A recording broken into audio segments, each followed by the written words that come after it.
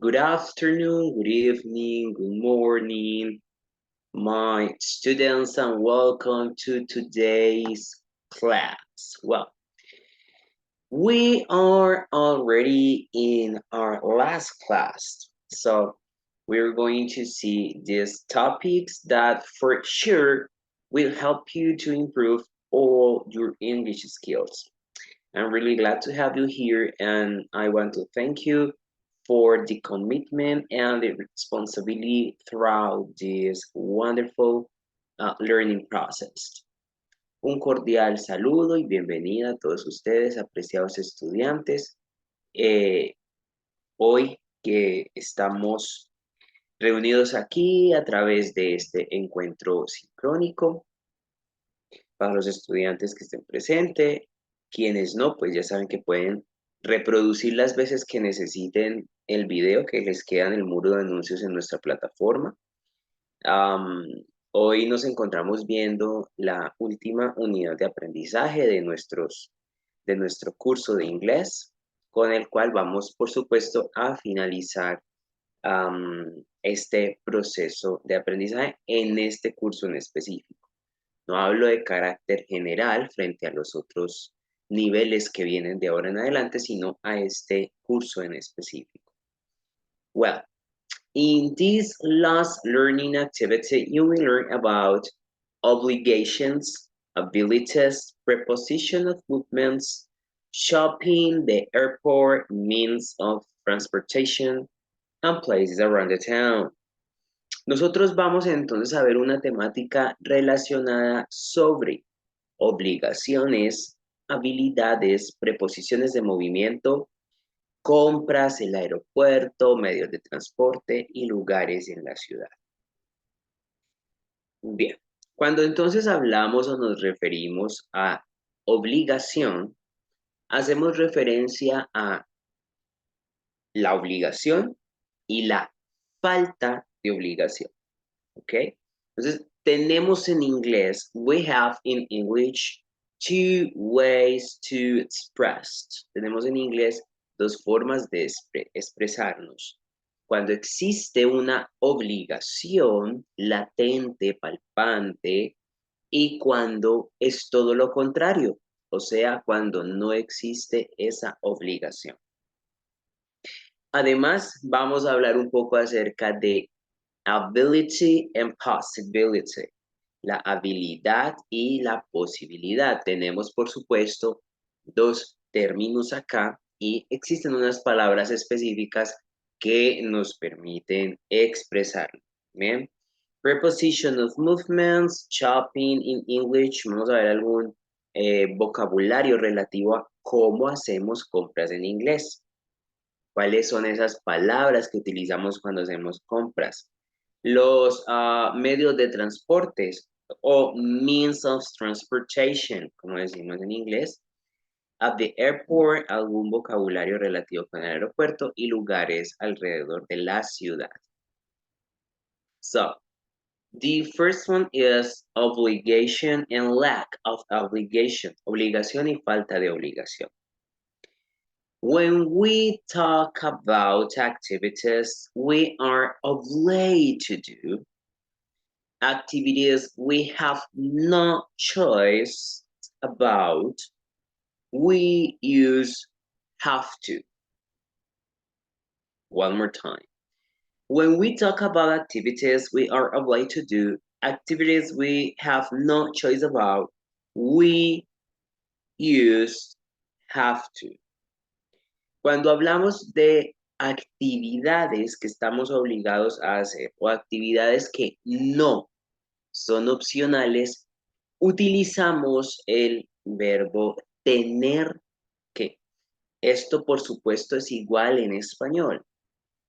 Cuando hablamos de que tú tienes que hacer algo o usted tiene que hacer algo, hablamos o nos referimos acerca de la obligación de llevar a cabo determinada actividad. Este tener que lo tenemos en nuestro español, en inglés se dice have to. Have to. And we are going to see it throughout this example here.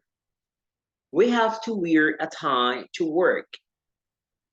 Is not a notion. It is a rule the company has. Tenemos que usar corbata en el trabajo. No es una opción, es una regla de la empresa.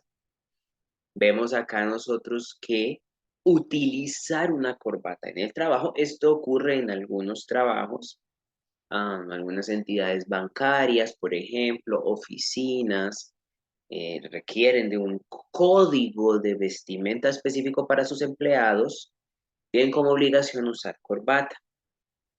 Entonces aquí nosotros estamos utilizando el have to show the obligation to wear a tie. And why?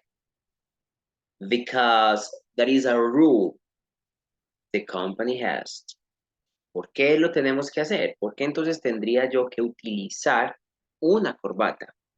Porque es una regla que tiene la empresa o la compañía. ¿Bien? Entonces aquí nosotros vemos que cuando nos referimos a obligación, estamos hablando de algo que no es opcional para nosotros, de algo que nosotros no podemos decidir si queremos hacerlo o no, sino que simplemente hay que hacerlo. ¿Por qué? Porque es una regla, una obligación que se debe cumplir.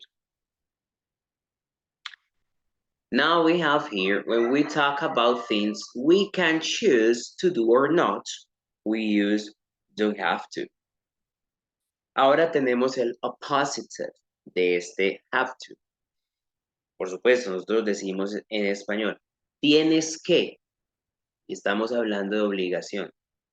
Pero si vamos a ver lo opuesto y decimos, no tienes que, you don't have to, no tienes que, estamos hablando de todo lo contrario, de la falta o ausencia de obligación para hacerlo.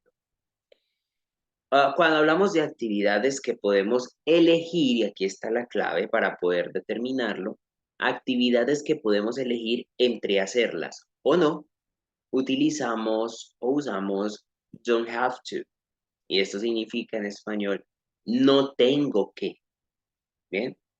O no tener que, ¿sí? Dependiendo del sujeto o el pronombre con que usted desarrolle la oración. On weekends, I don't have to get up early. I do it because I love to watch the sunrise while having a coffee. Los fines de semana, aquí tenemos nuestro ejemplo, no tengo que levantarme temprano. Lo hago porque me gusta ver el amanecer mientras me tomo un café. Aquí vemos que, aunque no tiene que levantarse temprano la persona, lo hace. Quiere decir que tiene la opción de decidir. Entonces, cuando existe opción de decidir, no es obligación o no entra dentro de lo que catalogaríamos obligación. Vamos a ver entonces la estructura. We're going to see the grammar formula to express obligation and lack of obligation using the simple present tense. Vamos a ver la estructura gramatical para expresar obligación o falta de ella, de la obligación, usando el presente simple. Como habíamos hablado en alguna de nuestras clases, el inglés tiene 8 tiempos gramaticales. El presente simple es uno de los que nosotros usamos. Tenemos las 3 estructuras que también en otras clases les había especificado. Y es que en cualquier tipo de tiempo gramatical y en cualquier idioma, you can make questions, you can create answers, and could be positive or negative. Usted en cualquier idioma, en cualquier tiempo gramatical, puede crear o diseñar preguntas. Y a cada una de esas preguntas usted le puede hacer una respuesta positiva o negativa. Si vamos a hacer nosotros una pregunta, la podemos estructurar desde esta regla que tenemos aquí. Pero vamos a especificar cuáles son los dos tipos de pregunta que en inglés se pueden realizar. In English, we have two kind of words, two kind of questions you can make. We have the first one is information question, and the second one just yes, no questions.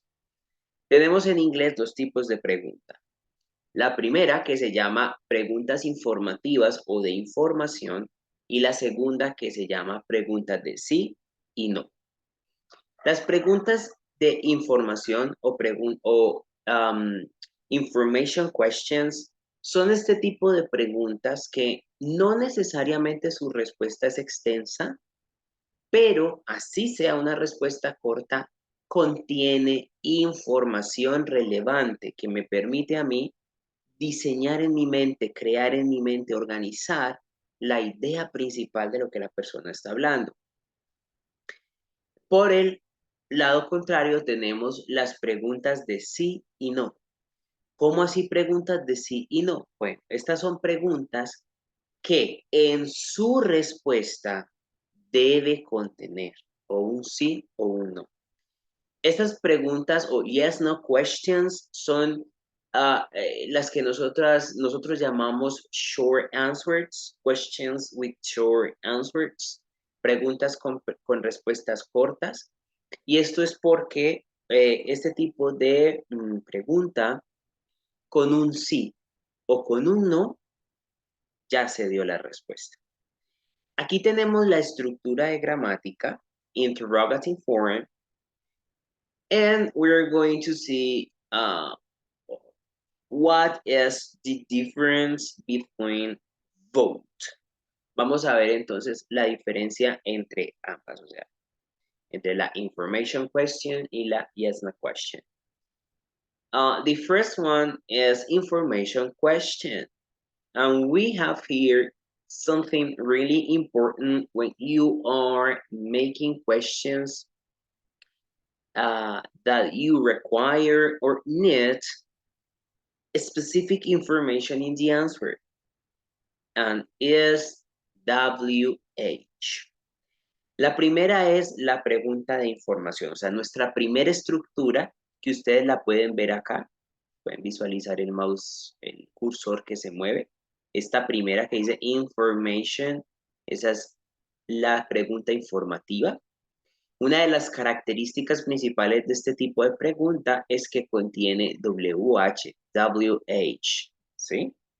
Como contiene WH, ya es un indicio para mí que este tipo de pregunta, su respuesta tiene que contener cierta información.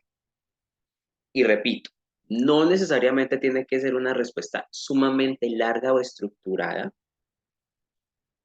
pero tiene que contener la suficiente información para darme a mí la idea principal de lo que se está hablando.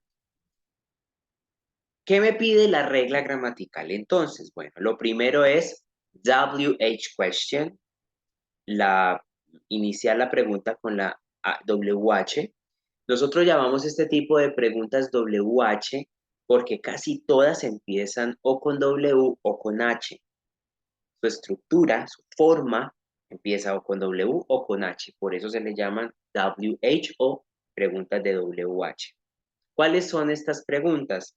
Where, what, why, how, which, qué, dónde, cuándo, por qué, cuál. Esas son las preguntas con WH. Lo segundo que a mí me pide la regla gramatical es que mi pregunta contenga de auxiliary, el auxiliar. El auxiliar como tal no tiene una traducción, solamente es una especie de relleno que tiene la oración o la pregunta o la frase. Por lo tanto, no es necesario traducirlo, pero sí es necesario ponerlo como para que su estructura se lea mejor o se escuche mejor.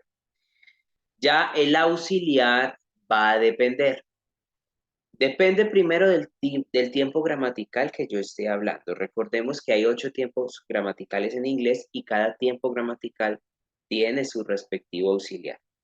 Y lo segundo, en el caso de presente simple, que es el que estamos viendo nosotros acá, la estructura que tenemos acá, defino si estoy hablando de los pronombres de primera persona o de los pronombres de tercera persona.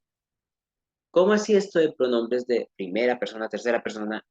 Los pronombres personales o los sujetos, tú, yo, nosotros, él, ellos, you, I, we, they, estos pronombres personales se dividen en dos, los de primera persona y los de tercera persona. Los de primera persona son yo, tú, nosotros, ellos. I, you, we, they. Y los de tercera persona vendrían siendo he, she, and it. Él, ella y eso, ¿sí? Resulta que dependiendo de cuál es el pronombre personal que yo estoy utilizando, asimismo necesito o requiero de un auxiliar. En este caso, si yo hablo de los pronombres de primera persona, utilizo do. Sin embargo, si es pronombre de tercera persona, utilizaría does. Does. Bien, seguido del auxiliar, tenemos el sujeto. Sujeto o pronombre personal, en este caso estaría you. Posterior a esto tenemos nuestro verbo, que sería have to. O sea, aquí tenemos nuestro verbo tener que, ¿sí? Seguido del verbo tener que, tenemos nuestro verb base form, nuestro verbo base, o sea, el que le va a dar ese sentido a nuestra oración.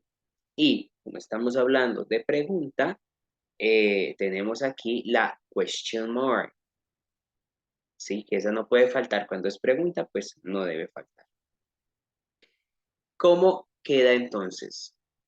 WH question, auxiliary, subjects, have to, verb, base form, and question mark. Where do you have to go? Where do you have to go? Aquí yo estoy haciendo una pregunta que requiere de una respuesta informativa. Yo estoy preguntando, ¿a dónde tienes que ir? ¿O dónde tienes que ir? Vemos que para este tipo de pregunta yo no puedo decir solamente sí, no. Yo tengo que dar información. Me están preguntando, ¿a dónde tengo que ir? ¿A qué lugar tengo que dirigirme? Entonces, pues por supuesto, debo de decir al lugar al que me dirijo. I have to go to the park. I have to go to a school. I have to go to the university. Tengo que ir al parque, tengo que ir a la escuela o tengo que ir a la universidad o a la tienda o a la panadería. Aquí yo estoy dando información que le permite a esa persona identificar hacia dónde me estoy dirigiendo. Bien, entonces acá siempre tener en cuenta que toda pregunta que inicie con WH son preguntas cuyas respuestas requieren de cierto nivel de información. Ahora, si estamos nosotros hablando de las yes, no question o las preguntas con las que simplemente nosotros respondemos un sí o un no, we can see here that the form don't change. Vemos acá que la regla como tal, la forma de construcción de esta pregunta con sí y no, no cambia. Es exactamente la misma regla que tenemos en la information question. Sin embargo, hay algo que no tenemos en la yes, no question, y es la WH, las preguntas con HW. Las information question son preguntas que empezamos o partimos desde la WH. Las yes, no question parten desde el auxiliar. Es la única modificación que tienen aquí. Que no empezamos desde WH porque no es una pregunta informativa, sino que empezamos desde el auxiliar. A pesar de que tiene la misma estructura y como ustedes pueden ver, tenemos el mismo auxiliar, el mismo sujeto, el mismo verbo tener que, el mismo verbo base y la question mark, aquí dice otra cosa totalmente diferente. Aquí vemos nosotros la importancia del uso de las palabras. Una palabra extra que usted ponga, change everything, cambia todo.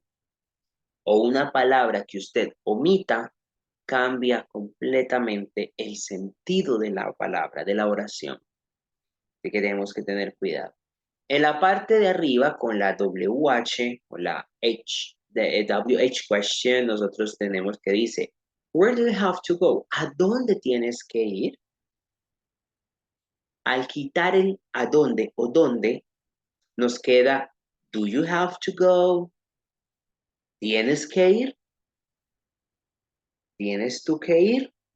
Entonces vemos acá cómo esta ausencia de la WH cambia completamente el sentido, aunque tenemos la misma estructura. Si yo pregunto, do you have to go? ¿Tienes que ir? ¿Tú tienes que ir? Vemos que esta es un tipo de pregunta cuya respuesta sí puede empezar a partir de un sí o un no.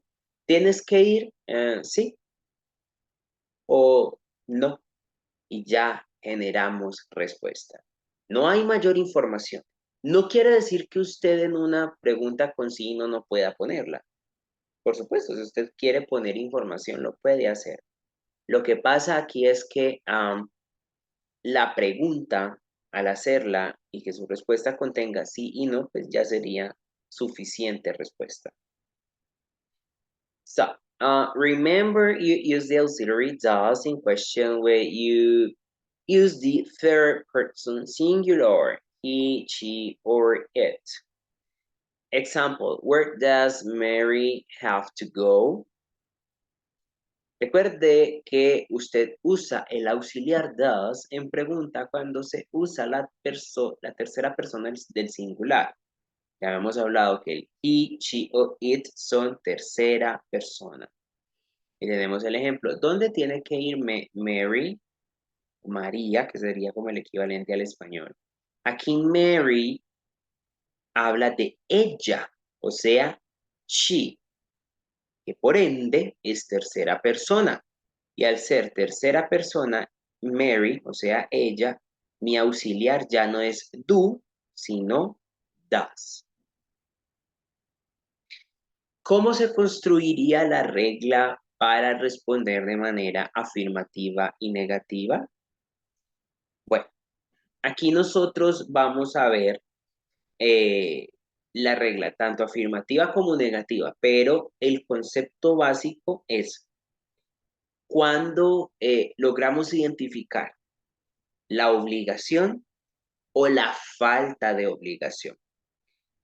Si nosotros vamos a generar o a crear una respuesta afirmativa, esta respuesta afirmativa habla de obligación. Sin embargo, si la respuesta es negativa, habla de lo contrario, la falta de obligación. The first one is affirmative. I have to take a pill every morning. Yo tengo que tomar una pastilla cada mañana. Aquí yo estoy hablando de algo que yo estoy obligado a hacer. Y en este caso es tomar una pastilla cada mañana. La negativa. Aquí estoy, entonces en la positiva o afirmativa estoy mostrando la obligación. En la negativa mostraría la falta de obligación. She doesn't have to wear skirt to work. She doesn't have to wear skirt to work. Ella no tiene que vestir o portar o usar una falda en el trabajo. Ella no tiene que. Aquí vemos la falta de obligación, o sea, ella no tiene que hacerlo. Ella no tiene que usarlo. Entonces aquí estamos refiriéndonos justamente a la falta de obligación que tiene ella de usar una falda en su trabajo. Bien. ¿Cómo está la estructura entonces aquí? La regla gramatical me pide, first of all, I need to have the subjects.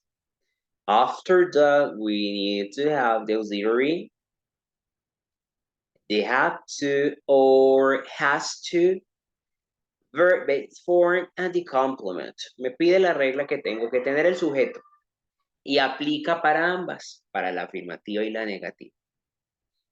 ¿Dónde vemos la mayor diferencia en el uso del auxiliar? En este caso, en la afirmativa, no necesito auxiliar.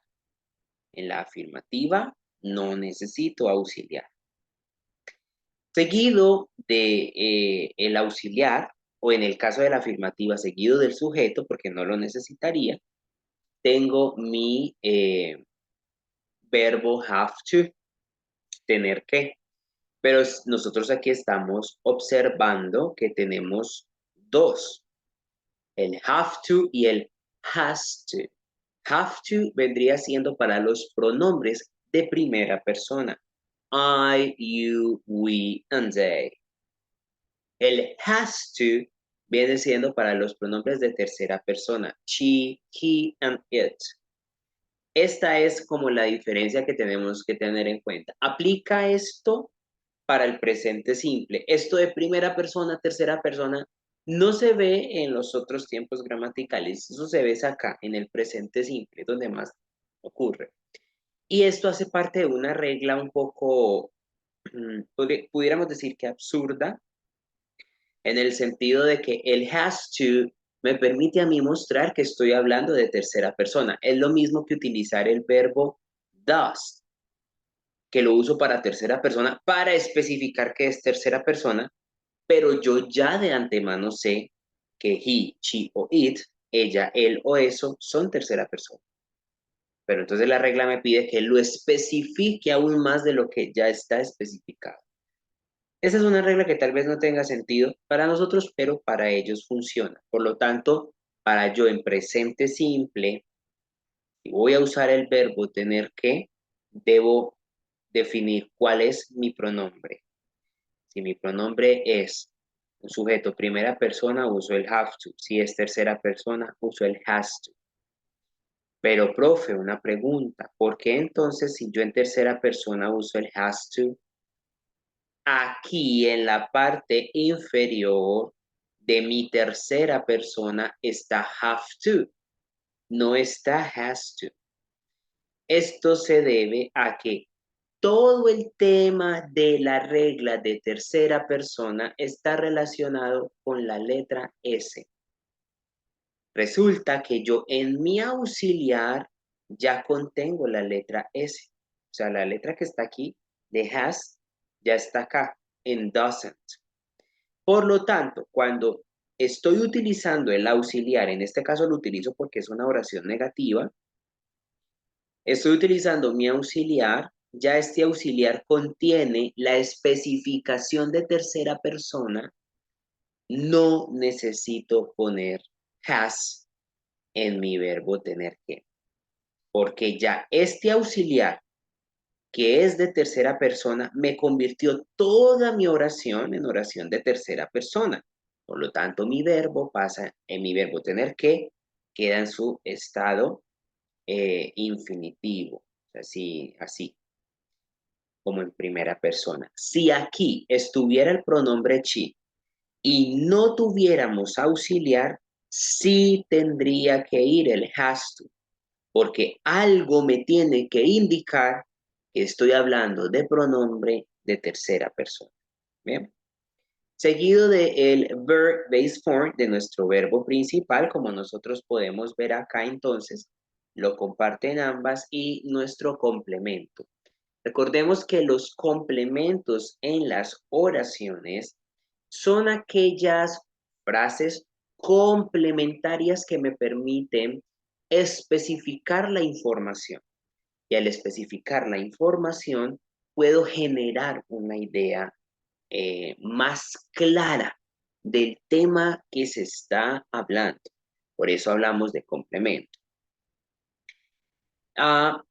Los complementos casi siempre son opcionales, pero yo de manera personal siempre lo repito en mis clases, le digo a mis estudiantes, usen los complementos, porque cuando nosotros somos hablantes no nativos, non-native speakers, hablantes no nativos de ese idioma, a veces cometemos errores de pronunciación, tenemos algo de acento y una serie de cosas que tal vez a ese nativo le impida entendernos bien. Aquí entre nosotros y la gente que habla inglés, entre colombianos se entiende, pero cuando hablamos con los nativos de este idioma, canadienses, americanos, australianos, ingleses, ellos como no están acostumbrados a nuestros acentos, a nuestros fonemas, a nuestros sonidos, se les puede dificultar un poco más entender.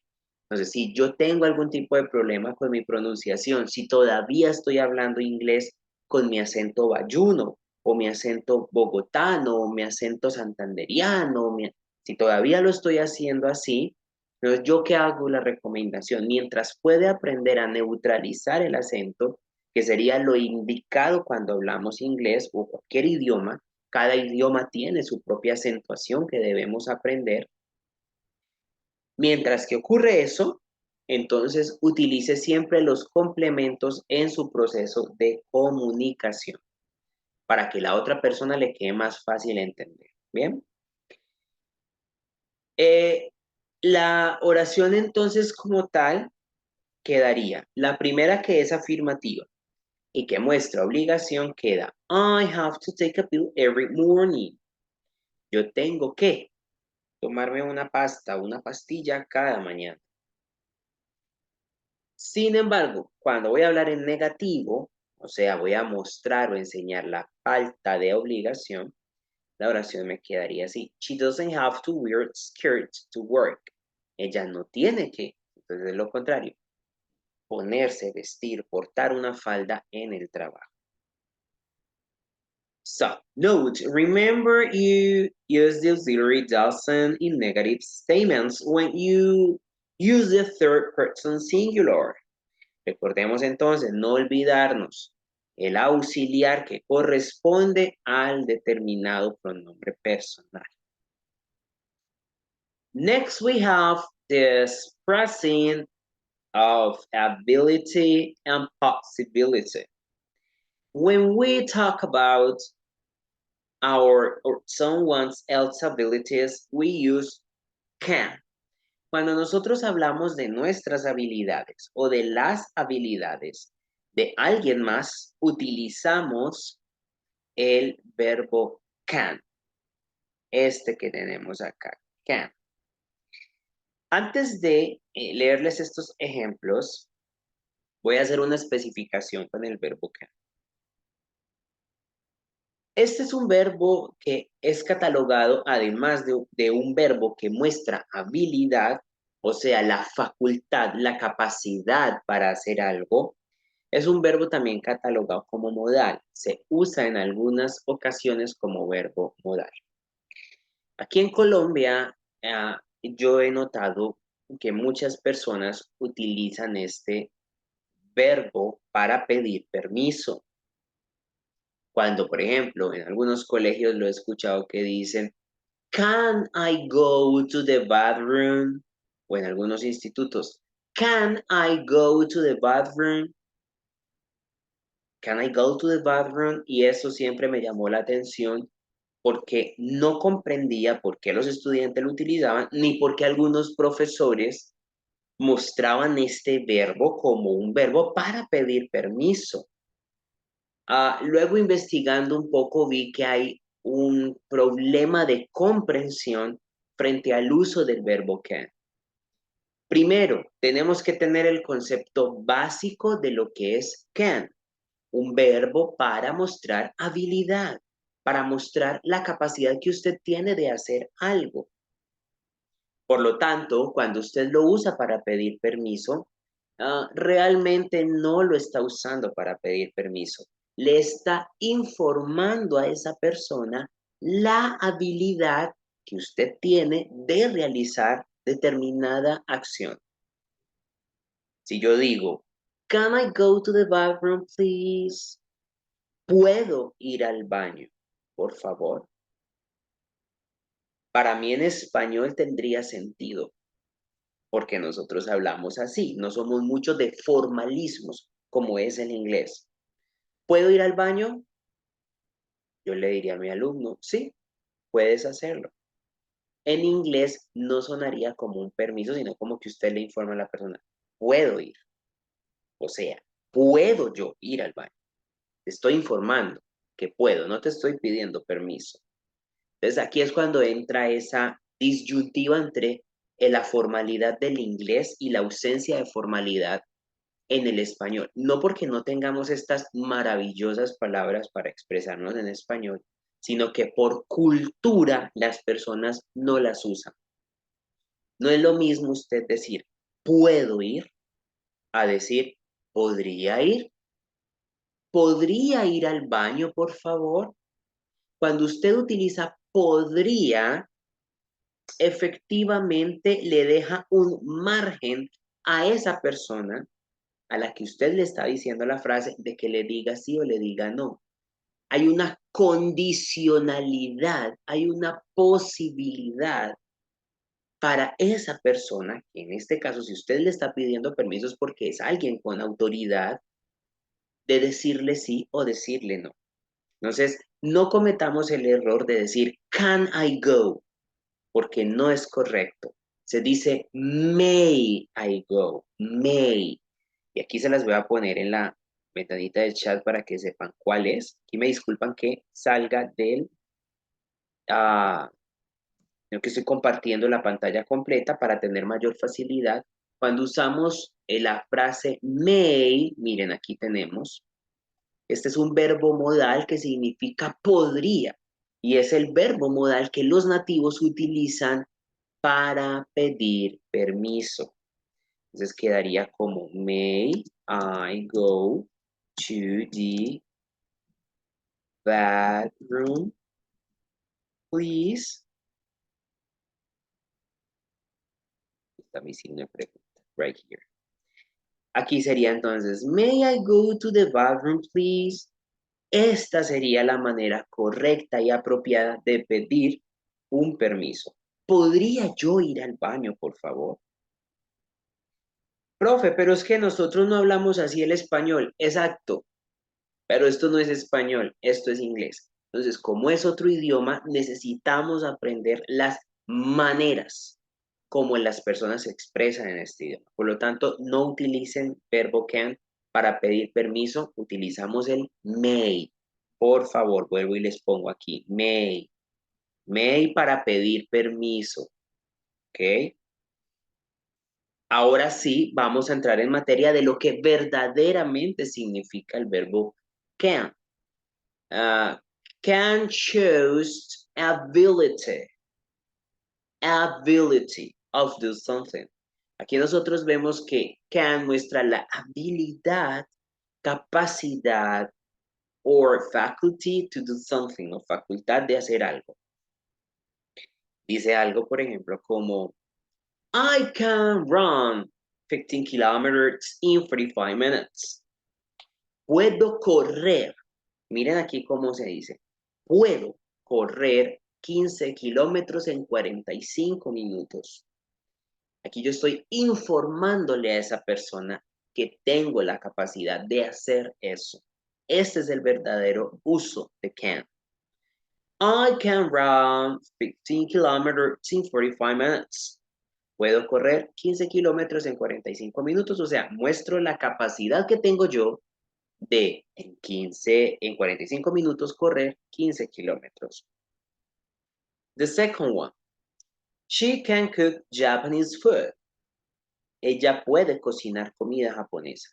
sea, aquí estamos nosotros mostrando la habilidad, la capacidad que ella tiene para cocinar la comida de Japón. When we talk about or someone else lack of ability, we use can't. Ahora, pasa algo similar con el verbo tener que, tiene su oppositive. Cuando hablamos de la falta de habilidad nuestra o de la de alguien más, porque nos sirve, por supuesto, para generar descripciones, utilizamos can't, can't. No nos omitamos, por favor, el sonido de la T al final. Can't. Siempre tiene que sonar para poder que suene como negativo. El positivo es can y el negativo can't. Okay. Ahí tiene un soplidito ahí que tiene esa T, porque tiene también su sonido que hay que hacerlo. Entonces aquí pasamos de mostrar la habilidad a mostrar la falta de habilidad. Aquí diríamos entonces, I can swim long distances. I can't swim long distances. No puedo nadar largas distancias. Entonces aquí estoy mostrando la falta de habilidad para hacer algo. Tal vez no sé nadar. Entonces no puedo nadar largas distancias. Luego, Peter can't use Photoshop. Pedro o Peter no puede usar Photoshop, esta aplicación, esta herramienta de informática. Remember, we can't in the sense of not knowing how to do something, not in the sense of impossibility or prohibition. In a different level, you will get familiar with other use of can and can'ts.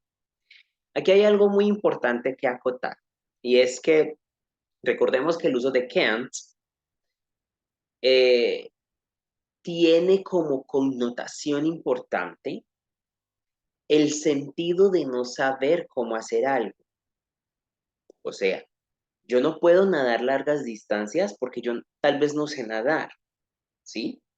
Entonces, no tengo la imposibilidad de llevar a cabo esta habilidad porque tal vez nunca nadie me enseñó a nadar o no aprendí, ¿sí? O que Peter no use la herramienta informática de Photoshop, quiere decir que nadie le enseñó o Peter nunca ha tomado clases de Photoshop, ¿sí? Aquí hablamos entonces de algo que no se sabe hacer. Sin embargo, no estamos hablando en el sentido de imposibilidad para hacerlo. Simplemente es algo que en ese momento la persona tal vez no lo puede hacer, no tiene la habilidad. Pero no quiere decir que, por ejemplo, si yo no sé nadar ahora, no pueda aprender después. Si Peter no puede usar Photoshop, no quiere decir, en este momento, no quiere decir que más adelante él no pueda tomar clases y aprender a usarla. Entonces, cuando nos referimos a imposibilidad de hacer algo, nos referimos a que en ese momento la persona no lo sabe hacer, no que no lo pueda aprender, para que tengamos eso en claro. Además, tampoco estamos hablando en el sentido de prohibición, prohibition.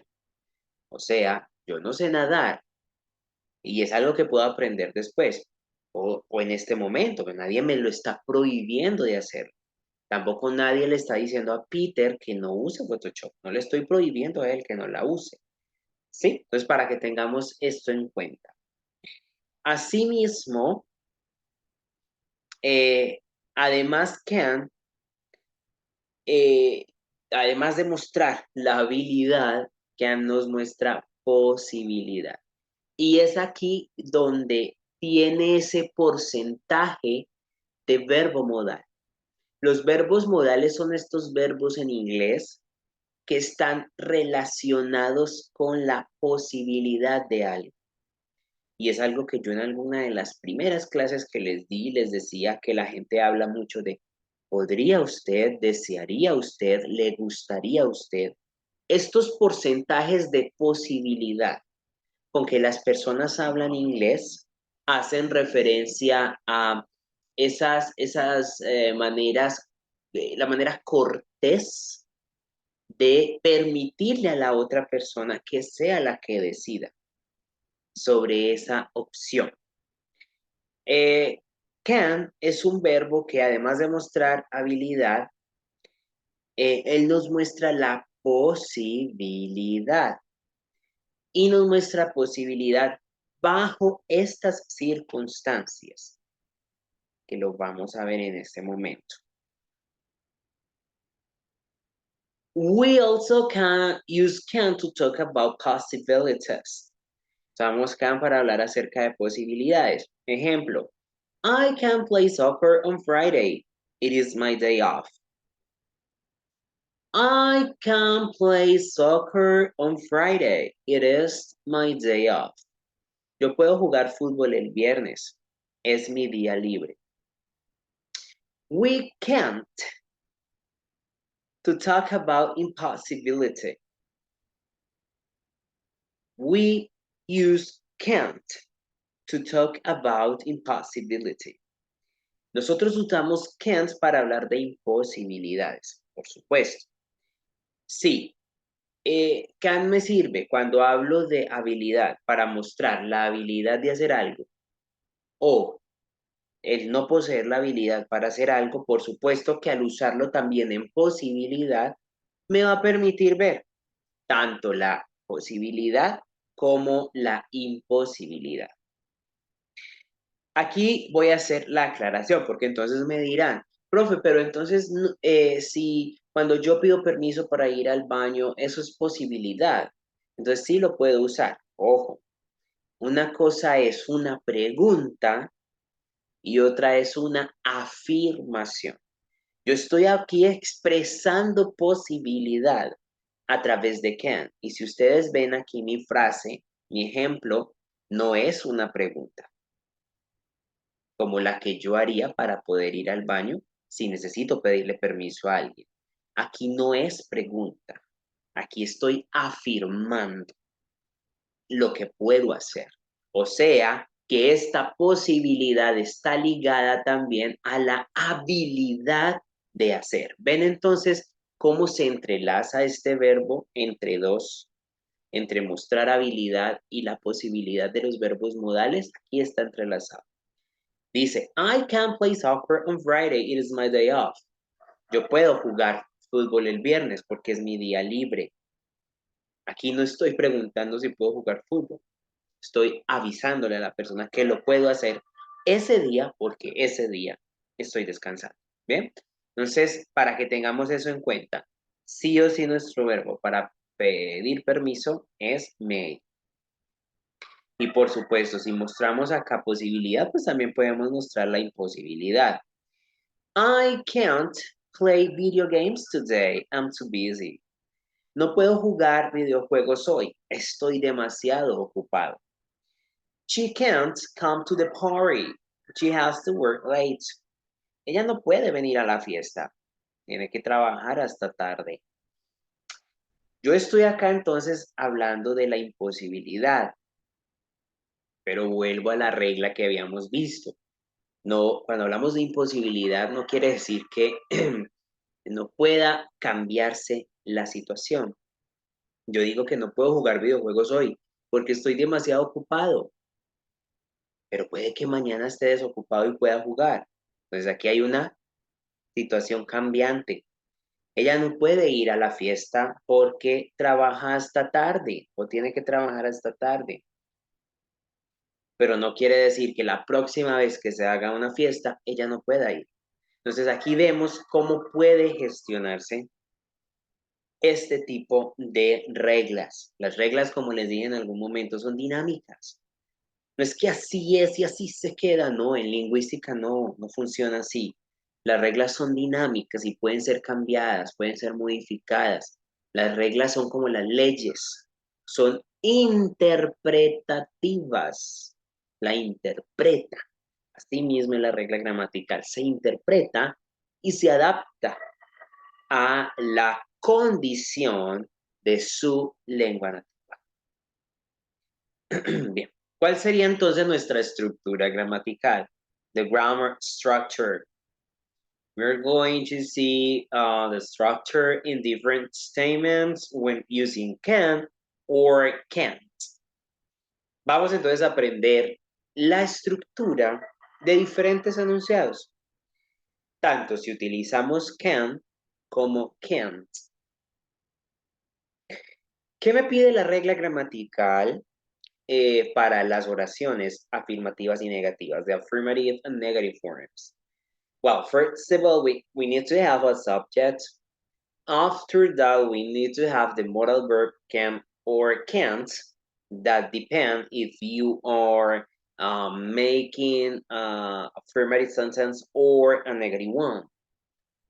Next to that, we need to base form of the verb. And after that, we need to use the complement. Nosotros entonces, según nuestra regla gramatical, necesitamos sujeto, el verbo modal, el verbo base y el complemento. ¿Aplica la misma regla para los dos tipos de oración? ¿Para la afirmativa y la negativa? Yes, por supuesto que sí. Aplica para ambas, para la afirmativa y la negativa. En la afirmativa, entonces, yo usaría can. Sin embargo, si estoy usando negativo, utilizaría can't. Y es lo único que cambiaría. El verbo base yo ya lo defino, el complemento yo ya lo defino y mi sujeto también. La primera dice, affirmative. I can play the piano very well. I can play the piano very well. Yo puedo tocar el piano muy bien. Aquí estoy, ¿qué? Afirmando. Afirmando que la habilidad que tengo. ¿Habilidad de qué? De tocar el piano muy bien. Si yo voy a hacerlo desde lo negativo, diría, she can't come tonight. She can't come tonight. Ella no puede venir hoy. Estoy viendo la imposibilidad. ¿Imposibilidad de quién? De ella. ¿Para qué? Para venir hoy. Bien, tal vez tuvo que trabajar hasta tarde. Entonces, ¿a qué voy con todo esto? Con el ejemplo, con la regla. Nosotros no necesitamos como tal una, una especie de base, de base de estructura de la idea. Sí necesitamos la base estructural de la regla, más no de la idea, porque la idea solo la sabe usted. Usted es quien sabe qué es lo que quiere expresar, qué es lo que va a decir, qué es lo que quiere comunicar. Solamente usted lo sabe, ¿sí? Por lo tanto, la base estructural de la idea es suya. A esa base estructural de idea, usted le genera la base estructural de gramática, que es esta que tenemos aquí. Vemos aquí que yo utilicé un verbo, play the piano, mi complemento very well, tomé un sujeto, I, fui yo el que diseñé mi idea y la apliqué a esta regla gramatical.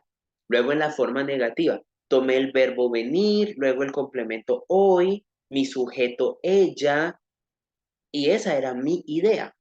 Lo que hice fue adaptarla al contexto gramatical o estructura gramatical. Entonces usted siempre es quien va a decidir lo que quiere comunicar. Que lo debe hacer bajo esta regla. La regla y estructura gramatical. En la forma interrogativa, es exactamente lo mismo que habíamos visto hace un ratito. Lo único que nosotros tenemos que determinar acá es si es una pregunta informativa, si es una pregunta con sí y no, Es exactamente lo mismo que vimos hace un momento. Lo único que cambiaría de la regla, porque es la misma regla, es que aquí no tenemos nosotros el verbo tener que, sino que tenemos nuestro verbo modal. Es lo único que cambia. ¿Por qué? Porque mi idea cambió. Entonces yo no estoy hablando aquí ya de tener que, sino simplemente de el verbo modal, que me va a mostrar a mí la posibilidad. Entonces yo tengo la pregunta. Si voy a hacerla con WH, sería When can you come? When can you come? ¿Cuándo puedes venir? Aquí estoy mostrando, mire que dice puedes, porque tengo mi verbo modal can. ¿Cuándo puedes venir? Aquí yo estoy preguntando, ¿cuándo tiene la habilidad, la capacidad, la posibilidad de venir? Ya en las yes, no question, ya saben que en este tipo de preguntas no lleva WH, entonces partimos desde el modal, que en este caso sería el auxiliar también. Can you play chess? Can you play chess? ¿Puedes jugar ajedrez? Aquí estoy preguntando si tiene la habilidad de jugar ajedrez. Como es una pregunta de sí y no, pues yo puedo responder sí o puedo responder no. Lo importante acá es que simplemente tengamos en cuenta esta regla en el momento en que nosotros queramos construir nuestras preguntas o nuestras afirmaciones o nuestras negaciones. Esta es la regla. Ya la idea la propone usted y asimismo organiza lo que va a comunicar. Vamos entonces a ver las preposition of movements, las preposiciones de movimiento. There are some words we use to refer to the movement of an action in space. These words are called preposition of movements. We're going to take a look to the chart below to learn how and when to use them. Hay unas palabras que usamos para referirnos al movimiento de una acción en el espacio. Estas palabras se llaman preposiciones de movimiento y vamos a ver cuáles son y de qué manera usarlas. La primera es to. To, no es to, es to. Tiene fonema de U. To. We use to when we refer to a specific destination. One more time. We use to when we refer to a specific destination. Usamos to cuando nos referimos a un destino específico. ¿Cómo así un destino específico? Cuando me dirijo hacia algo específico. Could be a place, an event, or a person. Este destino específico puede ser un lugar, un evento o una persona. Ejemplo. She is going to Pereira. Ella va para Pereira. Aquí estoy mostrando que el destino específico para donde ella va. ¿Cuál es ese destino específico? Pereira. Mostré el destino. I want to go to the mall. Quiero ir al centro comercial. Aquí yo puse mi destino específico, el destino al que quiero yo ir. En este caso sería el centro comercial. Entonces utilizamos to para referirnos a un destino específico que puede ser un lugar. An event, un evento. Are they going to the party? O are they going to the party? ¿Van para la fiesta? Aquí yo estoy haciendo una pregunta frente a un destino específico a donde yo necesito saber si ellos van a ir o no, que sería la fiesta. Es un evento, la fiesta. Luisa couldn't go to the concert. Luisa no pudo ir al concierto. Aquí estoy mostrando la imposibilidad que tuvo Luisa para ir a un evento específico, que era el concierto. Luego tenemos a person. You should go to your father for advice. Deberías acudir a tu papá para que te aconseje. Entonces aquí yo estoy viendo el destino específico, que en este caso sería una persona, el papá, al que debería ir. ¿Para qué? Para que lo aconseje. Entonces este to lo usamos. Destino específico que puede ser un lugar, un evento o una persona. Luego tenemos towards. Towards. We use towards when someone or something is moving in a particular situation rather than a particular destination. Usamos towards cuando alguien o algo va en una dirección en particular, más que hacia un destino particular. ¿Cómo así? Vamos a ver el ejemplo. The ball was coming fast towards me. La pelota se estaba acercando rápidamente a mi dirección, hacia mí. ¿Quiere decir entonces que la persona que lanzó esa pelota me la lanzó a mí? ¿O tal vez la pelota por un mal tiro se dirigió hacia mí, aunque su destino era el arco u otro lugar? Aquí hablamos entonces cuando alguien o algo va hacia una dirección en particular, que no necesariamente es su destino. O sea, lanzaron la pelota para que dieran el arco o en la malla o en la banca, donde quieran tirarla, pero la pelota se desvió hacia otro destino. Entonces aquí utilizamos towards cuando hay un desvío de dirección, que no necesariamente era ese el destino final de ese alguien o ese algo. Throughout. Throughout refers to the following type of movements. Throughout se refiere a los siguientes tipos de movimiento. We use throughout in the following situations. Lo usamos en las siguientes situaciones.